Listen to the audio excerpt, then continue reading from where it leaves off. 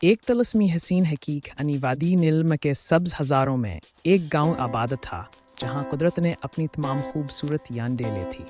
इसी गांव में एक लड़के रहती थी जिसका नाम ज़मर्द था। इसकी आंखें हल्की सब्ज, बाल रात की स्याही से गहरे और चेहरा चांदनी जैसा दिखता था। गांव वाले कहते कि हम इंसान नहीं बल्कि परियों की नस्ल से थी कि उन खास की खूबसूरती गैर मामूली थी। ज़मर्द का हंसना ऐसा था कि जो प्यासे देखता पलकज पकना भूल जाता, मगर उसके दिल में एक अजीब आदासी सी रहती। वो घंटों झील के किनारे बैठकर पानी में अपना एक्स देखती जैसे किसी खोई हुई चीज़ को तलाश कर रही हो। एक दिन गांव में एक मुसाफिर आया। उसका नाम शाहमीर था, जो दूर दराज इलाकों का सीर करता और कहानियाँ जमा करता था। जैसे हैस कैंसर ज़मर्द पर पड़ी, वो हैरान रह गया। उसने ऐसी खूबसूरती पहले कभी नहीं देखी।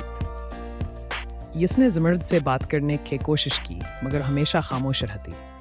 कई दिनों बाद एक तूफानी रात में शाहमीर ने ज़मर्द को झील के किनारे खड़े देखा। वो कुछ परेशान दिखाई दे रही थी। शाहमीर ने हम तक करके पूछा, ज़मर्द, तुम हमेशा अदास क्यों रहती हो? क्या कोई गम है जिसे तुम छुपा रही हो? ज़मर्द ने पहली बार किसी से अपना राज बांटने का फैसला किया।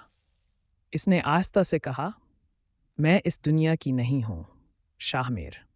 मैं एक तलस्मी दुनिया से आई हूँ जहाँ हसन और रोशनी की हुक्मरानी थी, मगर एक बद्दा के सबब मैं यहाँ कैद हो गई हूँ। जब तक कोई सच्चा मोहब्बत करने वाला शख्स मेरे आंसुओं को कबूल नहीं करता, मैं आज़ाद नहीं हो सकती।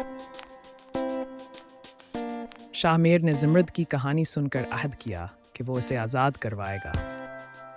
इसने सच्चे दिल से कहा, अगर मेरी मोहब्बत सच्ची है तो मैं तुम्हारे आंसुओं की कदर करना जानता हूँ।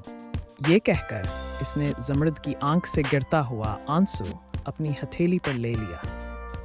जैसे ही आंसू इसकी जल्द पर गिरा, एक सुनहरी रोशनी फैल गई और ज़मर्द की आंखों में चमक आ गई।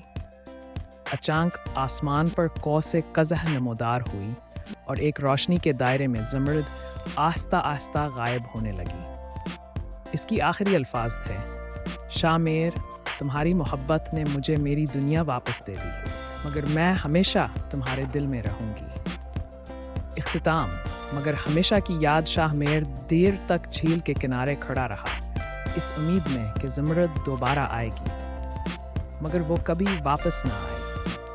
मगर जब भी झील के पानियों में चांद की किरणें पड़ते, ऐसा लगता जैसे ज़मर्द की आंखें वहाँ चमक रही हों। ये कहानी मोहब्बत, कुर्बानी और हसन के एक ऐसे जादुई इम्तिजाज की है जो हमेशा याद रखा जाएगा।